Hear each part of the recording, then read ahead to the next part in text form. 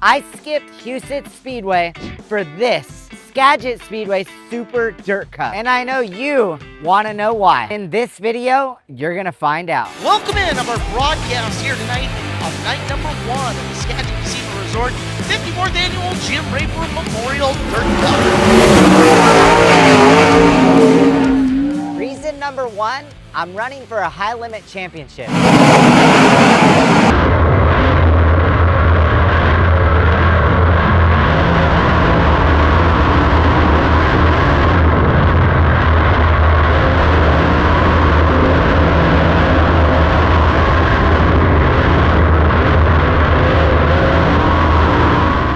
I do a lot of racing throughout the year, and my number 1 goal is to win another high limit championship. This track, Skagit Speedway, is on the high limit schedule. So to get more laps here is a big reason for me to attend this event. If Huset's was on the high limit schedule, it would make sense for me to get laps there as well. Skagit Nationals last year was a pivotal point for me and my race team on winning the championship. So it was really important that I came back and competed here again to get those laps to make sure our car is gonna be really good for when we come back to the Skagit Nationals in the fall. On top of that, racing for Tony Stewart this year, it's important to me that I get them a high limit championship.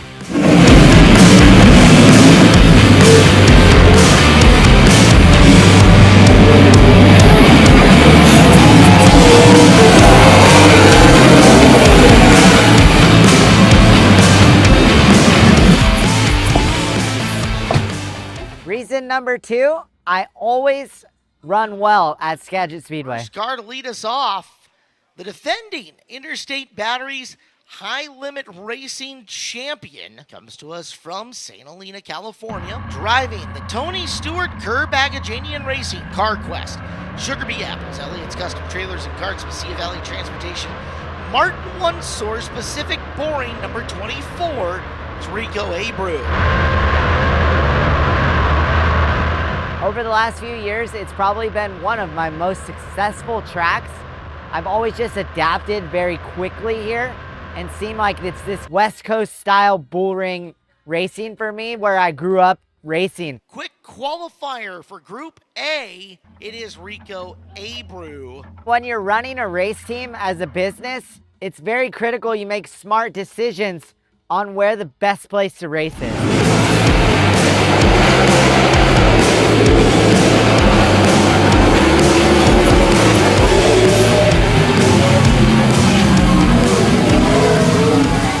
How many races you run a year, where you're racing that year, the distance between racetracks, the style of tracks that suit me really well, where my team wants to go race. I think that's really important that we have candid conversations about where we want to go race. When you're racing for a championship, you have to be at certain racetracks. And when you get off weekends, it's really nice. High limit racing gives you the luxury to go do whatever you want to do, wherever you want to race. If you don't want to race, you don't have to race. If you want to go to a local racetrack, you can go to a local racetrack. You can come do this too. For me and the TSR 24 team, we chose to come to Super Dirt Cup here at Skagit Speedway.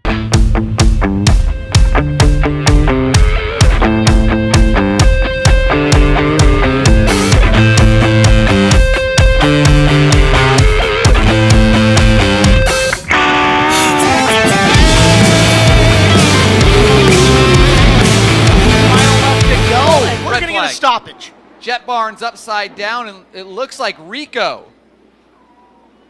It is. Rico?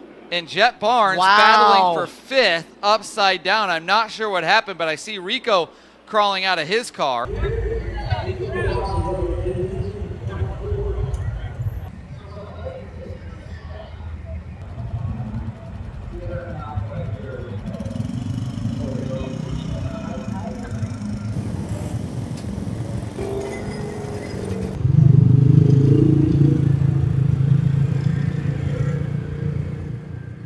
Reason number 3, I haven't ran the Dirt Cup in over 10 years, and I've never won this race. I've been fortunate enough to win some high-profile races over my career, and I really want to add this one to my resume. The owner of Skagit Speedway, Kevin Rudine, is a big supporter to TSR and sprint car racing, and I thought it would be a perfect time to return to the Dirt Cup.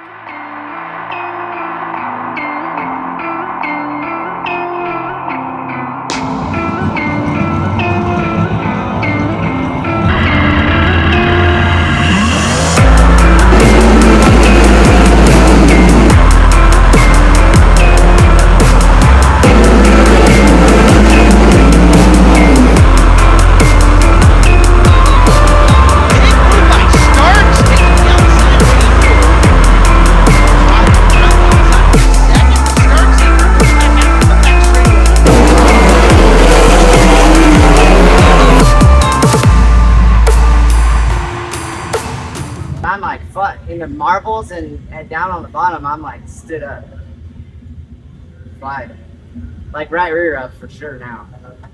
Right now the corner's up. It's got grip when it hits the mud though. Like the first 2 laps I went around the bottom with Tanner and I felt pretty stuck, and then I went to do it again and I was fucking up sliding. About 1 lap, get out of the middle and get on the cushion. Start. Yeah, I mean, but we were running down there. No, but you needed to be on the beat that run. You were letting him out like oyster speed right now. Running in the powder and the dust don't get Yeah, but the 2 laps before the caution, we were running on the bottom and I felt grip. And then I took off behind Tanner on the restart and the back of the car was up then. Yeah, if you get to the moisture, it'll pull the tire and it'll get you in the track. Yeah. The last time I was at Dirt Cup in 2014, on the final night, I was in 2nd place halfway through the race. It started raining and they called the race short and I felt like I was so close to winning. And that was one of the big reasons why I wanted to come back and try to get redemption on that rained out Dirt Cup where we were in 2nd place, and we're gonna put a great result together and hopefully win. So this is the weekend. That's why I'm here. I want to get the job done. And yeah, just really excited to be here. And starting 13th, the reigning Interstate Batteries High Limit Racing Champion from St. Helena, California, the 24, Rico Abreu.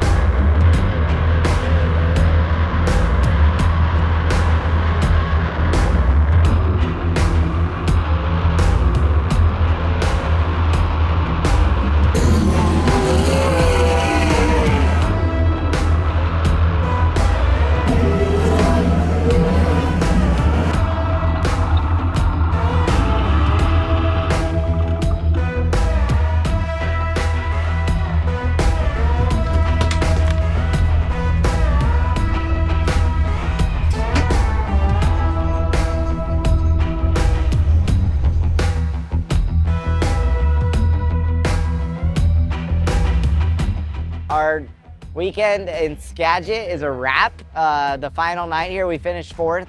Pretty solid night for our team. We started 13th and was able to navigate up through the field. 40 laps is kind of a long time here, you know, with the pace that fast. So, you know, I felt like the restarts on the backstretch, I gained some spots, especially tonight, and I was able to get big run down the front stretch and hit the bottom and stick the right sides of the car. But, you know, it was a great week, traveling all the way across the country, racing at Skagit, one of my favorite racetracks.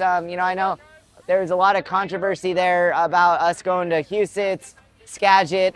You know, to me, it's just, I like supporting racing, you know, and just being a part of great events. You know, I know next year the dates are going to change at Huset, so it sounds like we'll be at Huset. And it was nothing I was taking away from Huset Speedway. I just wanted to change my schedule up, my team racing for points, this being a big pivotal point of the year, racing for a championship, it was important that we came here to Skagit Speedway and got laps. And that's what was really the big beneficiary for our team. Although we didn't finish the race last night, I feel like we made big strides as the weekend went on our car to get it to feel really comfortable for me. It was really interesting coming here in June compared to the end of August after the Knoxville Nationals, and how the track surface was quite a bit different. We started the week with a setup that won the last 5 races here, and it just didn't really feel that comfortable. So it got really technical for us, and we had to make adjustments. And you could see as our performance through the weekend, we got off a little bit, and then the final night we kind of laid back into some things that we knew would work, and we got the car to feel really good. And it all comes down to racing with unbelievable people: Ricky Warner, Zach Middlebrooks, Brady Forbrook, Todd Devanich, getting all their minds together to get my race car really fast. And that's what happened this weekend. And we didn't have to start 13th. I felt like we could have got into that pole shuffle or the Duke out session there and maybe got us a couple rows, but that's just how these weekends go with sprint car racing. And again, thank you guys all for following along. It was a great trip. All was well. We got to see some amazing fans here in the Pacific Northwest. I love racing in front of all you guys, and I also really love that when you all come down and say you follow our YouTube videos or watch all our social media, we really do all this for you guys. And that's what's most important to me, is that we get to hear that feedback, and it's a success for all of us, and it just comes really natural. So thank you guys all for following along. It's a wrap here in Skagit. It was a great week. I know all of you guys, a lot of you followed it all from the day we left Knoxville all the way to landing here on the other side of America. So now we're headed back to Billings, Montana to get back into points mode, championship mentality. We got to duke this thing out with Reitzel, and hopefully, the next time we're at Skagit, we're a couple more spots ahead in the points.